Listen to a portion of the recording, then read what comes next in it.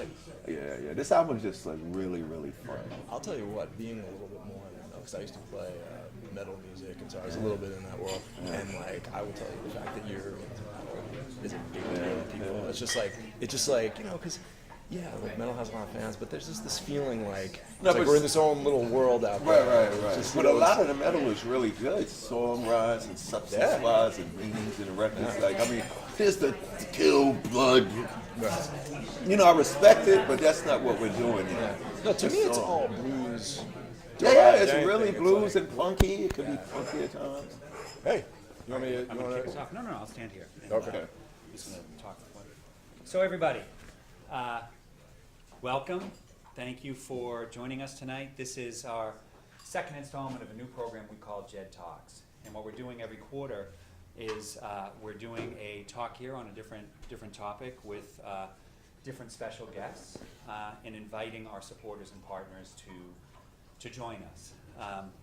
And so tonight we have a very special program. We have a discussion between Dr. Michael Friedman and Darryl. And they're going to talk for about 40 minutes on a range of topics, all related to the work we do here at the JED Foundation, mental health. And after that, we'll have time to mingle and get to know each other, and people can spend time with Darryl.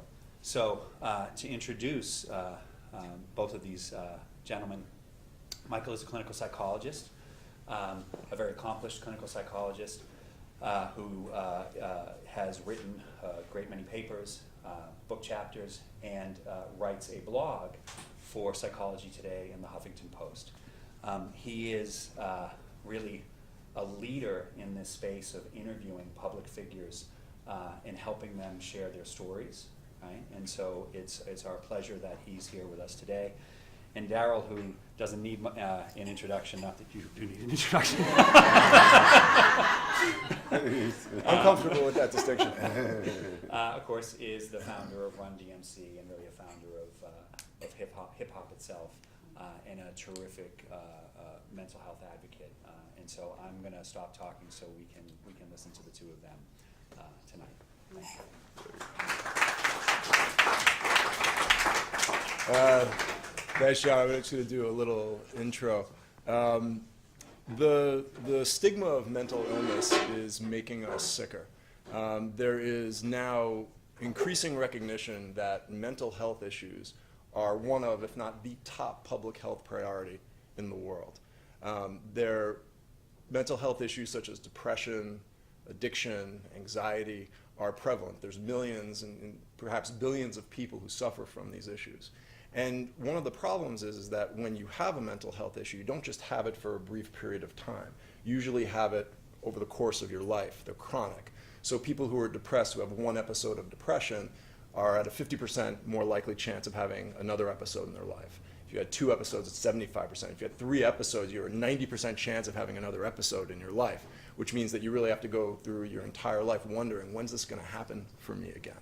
And perhaps worse is that mental health issues are associated with a tremendous loss of functioning that's comparable to any physical health issue.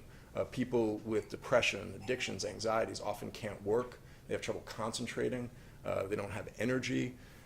And oftentimes what happens is that their relationships become very fraught and very problematic because they're not able to perform the basic functions that are necessary to keep a good relationship. So in a very short period of time, someone's mental health issues can really rip right through their lives. And we have many treatments. We have medications, we have psychotherapies, but there's something that's getting in the way, and that is the stigma of mental illness. And in contrast to people who have heart disease or diabetes or asthma or arthritis, these are people who say, oh my God, I have diabetes, I have arthritis. They go to the doctor, they tell their friends, they get help.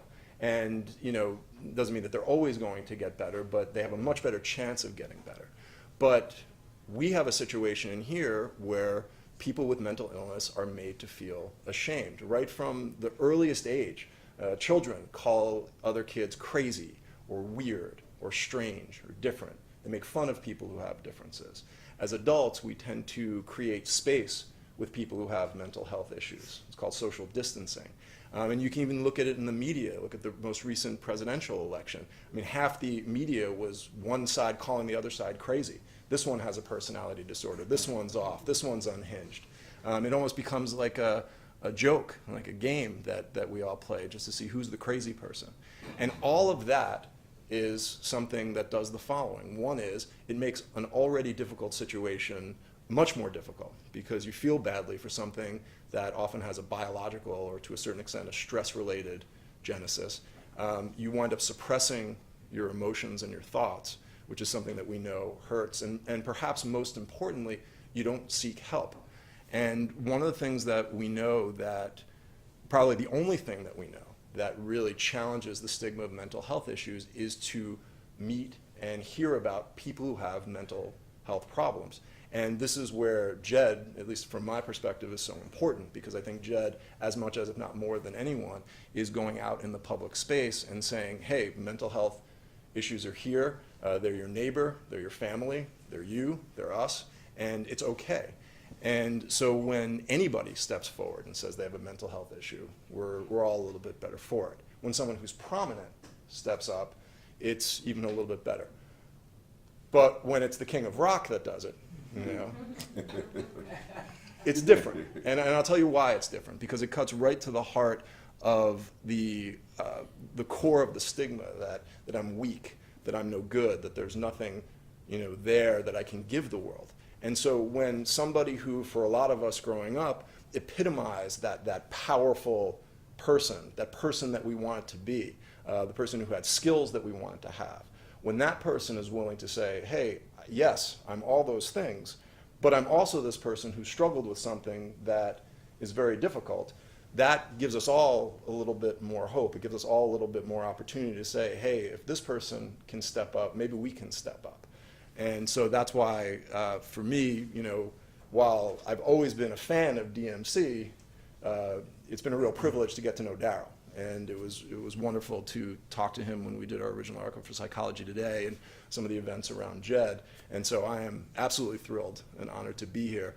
And so what I thought that we would do is talk about really three things. The first is, what is the experience that someone has with depression, addiction, that would bring them to the point where they might want to think about suicide? You know, the book is called 10 Ways to Not Commit Suicide, correct? And then the question is, well, what does that feel like? And then what are the various reasons why that might happen for someone? And then when we know that, what are the steps that we can take, or what are the steps particularly that Darryl took that we can learn from that would help us get better? And so, if that's okay, so thank you, and let's get rolling. That's right. So let's start with the first thing. You know, and we can start anywhere that you want. When was the first time that you realized that, hey, I don't know that I want to live anymore? It was probably, well, no, it was definitely 1993. This producer named Pete Rock, from Pete Rock and CL Smooth, one of the greatest legendary producers ever in hip-hop. He produced a song for Run DMC's album called Down With the King, which was a single and was the title of the album. It was actually the last record that we made for the album. And he produced this record for us, and it put us back into the mix. And what I mean by that, prior to this record, people respected us, but nobody cared. Because hip-hop had changed from the 80s and the 90s. This record, Down With the King, before people was calling us the king, when this record came out, people started bowing. It's crazy. Right when that happened, you know, the tour office came rolling in. And the paydays was much bigger than it was in the 80s. And MTV, we did the video. Everybody in the game showed up for the video. So it was this it was this rebirth of the Run DMC phenomenon. When that happened, something in me just went blank.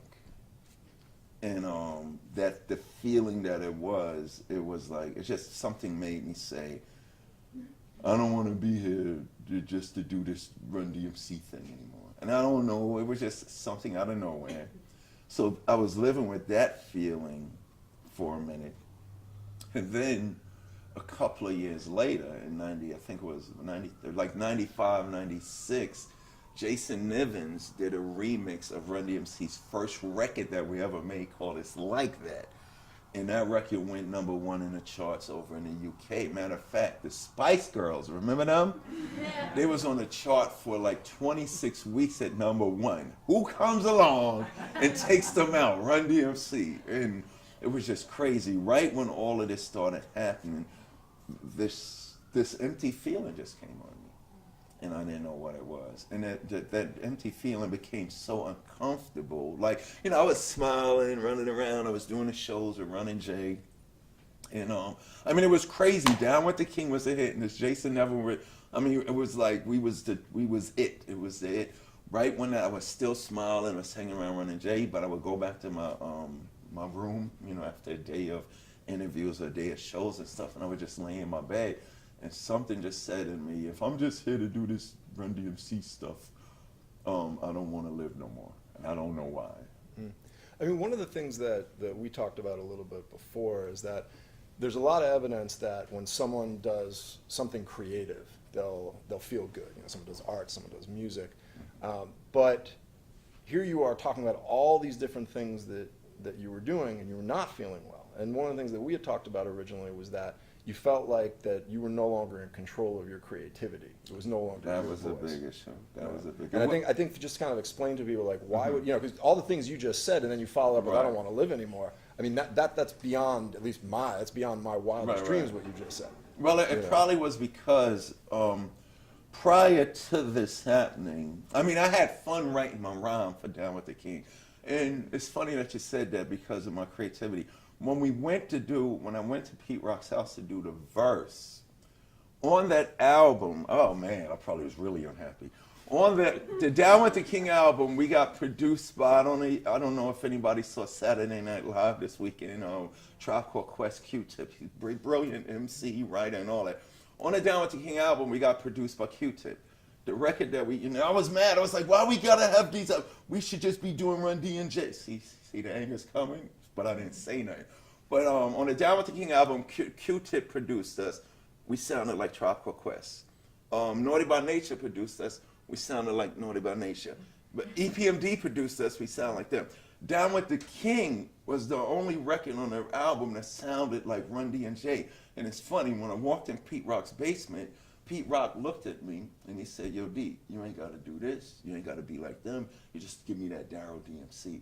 And when he told me that, something just sparked in me. So I wrote, taking the tours and wrecking the land, keeping hardcore with the infamous verse of, if the G-O-D be in me, then a king I be, you know, the God reference in that. So prior to that, it was after 86. Well, I didn't know this feeling was there until after I went to therapy. But to answer your question, after Raising Hell was so phenomenal and big. The energy that was in Raising Hell came from the King of Rock record, and the King of Rock record came from the first album, the Run DMC record. The first 3 albums was a beautiful life experience because it was D running J, B and D running J. After Raising Hell, the Walk This Way, the My Adidas contract, I mean, the Raising Hell tour, everything that happened, Running J took it upon themselves to say, yo, we know what to do. D, you just do what you did, you know, last year. Not knowing that if I'm not being who I am, that's going to destroy me. So they took it upon themselves to take creative direction, and I guess it's the word naively or politely said okay, because I just wanted to be a team player. I had no idea what this was going to do to me. So after Raising Hell, making the next couple of albums was one of the worst physical, spiritual, emotional periods of my life. But the little spark of happiness that was making me show up every day was, I want to please Running J. I want to please Running J. not knowing that I gotta please Darryl first in order for my relationships and my occupation, like you said, to work. So it was after raising hell, I kind of started to destroy Darryl. So maybe you can explain to people who aren't, as creative, why does creating something that's coming from you affirm life? And why does being forced to create something that comes from someone else that you may not agree with kill life? Creating, I never got into this business for show business. I got in this business because, oh my God, you can tell stories over music. I come from, when I was a young kid, all I used to do was, I went to Catholic school my whole life. So I was a nerdy little Catholic school kid that wore glasses, but got straight A's, by the way. And all I did was read comic books. So all of the information and education and imagination that was coming into me had to go somewhere. That energy had to go somewhere, so hip hop gave me that. So I was just able to release who I was through hip hop. Hip hop was the vehicle for me to communicate who Darryl was. If you listen to my music, it was never about fantasy things. I always rhymed about family. I told you what school I went to. I told you what college I went to. I told you I like eating chicken and garlic greens. So it was just a release. It was a release for me. After the Raising Hell thing, it became a thing where, okay, they knew this guy was creative, but they was telling me things like this. Yo, D, you need to write like this. Yo, D, you need to do this because you need to get a hit record. And D, you need to, I don't need to do, nobody in this world needs to do anything except be who they are and release who they are. So it doesn't just go to us artists and our painters. It goes to the everyday person. None of your occupations, none of your relationships, none of your daily dealings with any other people, no matter if it's friends, family, work, job, whatever, none of that will work if you don't be who you are, if you're not giving out who you are. So for me, what I was doing was I was setting who Darryl was over there in the corner, and then I was living a false life. So how'd you find your way back? How did I find my way back? Well, that's a long journey. One of the first things that I want to say is what's crazy. When I was doing that with Running J, I was giving them what they wanted, which was easy to do.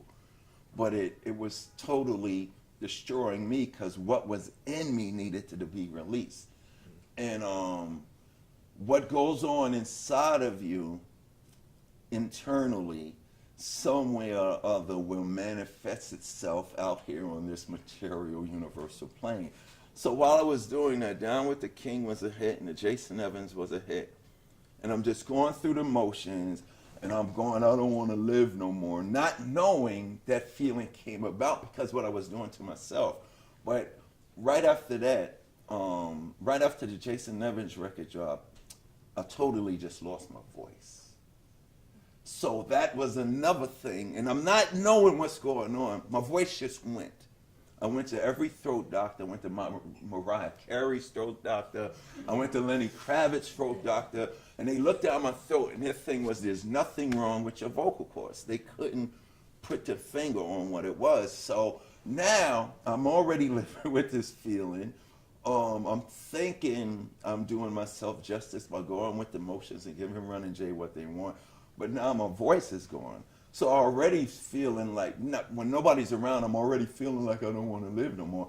When my voice left, that kind of was certification that if a rapper can't be, I'm telling myself, if you can't rap no more, you really don't need to be here. So that even made it worse. I think what made me realize I had to do something, well, to see it, it's not that easy, it isn't in there. I lose my voice, and I want to kill myself, and then the paydays and the money just keep coming in, so I say to myself, okay, I don't want Running J to be mad at me, so I'm not going to kill myself now. I'm going to wait till the tour, whatever. So I'm going through all of this. So just on that point, I think I asked how'd you get back too quickly. Right. The question is, because I hear this a lot from people, why is it that when you're thinking about killing yourself, you actually then care about what other people think? Wow. And more than what you think about yourself, because this is not the first time I'm hearing this. Right. Well, You know? part of the reason is we don't want to be troublemakers. We don't want to put a burden on them. Part of our reason getting into the situation that we are with depression and anxiety, we always think about other people instead of thinking ourselves. There's a bad selfishness that's disrespectful, but then there's a good selfishness that is necessary, regardless of what people think. But for us, look at, all right, I'm gonna just do. My whole thing was when they was telling me to do records I didn't want to do. I don't want to be a troublemaker. I want Jay and Ren to like me. You know what I'm saying? I don't want to tell nobody what I'm going through because I don't want to cause no trouble. So we care about other people so much that we forget about ourselves. And like I said, I was taking Darryl and putting him in a corner, but I was literally doing that to myself. I was just concerned with not upsetting anybody. And every time that I wanted to go kill myself, something big would happen for us. MTV's calling, yo, we gotta go to Moscow. We went to the Ukraine and performed for the Prime Minister. So it never ends. So I would go do these things, but then I would go back to my room and the feelings and stuff was still there. But see, for me, it was crazy. The Down with the King, Jason Never Thinks happens. Our careers are reignited now. I didn't know I was depressed. I don't want to live no more. Good things keep happening. I wasn't struggling yet, but I'm going through the motions of making Ron and Jay happy. But I'm going back to my room saying I don't want to live myself. Then my voice goes. Then after that, I find out that I was adopted at age 35. Now, see, it didn't end. I'm losing my voice in this, and then I get to the point, and this is all in the book. I say, okay, if I do die tomorrow, people know the DMC story. They know what me, Ron, and Jay has done. Because, you know, everybody's, everywhere I'm going, pioneer, legend, this and that, king, like this and that. So the more people did that to me, the worse I felt. King, because of you, we know there was hip-hop before y'all, but because of y'all, this and that. So I'm getting put up on this pedestal. The further I'm getting lifted up in this world, the lower I'm going down into the crevice of hell. So it gets to the point where, make a long story short, I'm sitting there one day and say, if I do die tomorrow, people know the DMC story, but they don't know about the little Darryl, who's just a normal motherfucker like everybody else. So I said, I'm gonna write a book just in case I die. I call my moms up. And I go, yo, Mom, I know my birthday's May 31st, 1964. Just to make it more interesting for the reader, I just want to know how much did I weigh, what hospital, what time. She tells me those three things. I hang up the phone. I'm getting this information together to give to the guy that's going to help me write the book. An hour goes by. The phone rings. I pick it up. It's my mother and my father. Hey, son. Hey, Ma. Hey, Dad. We have something else to tell you.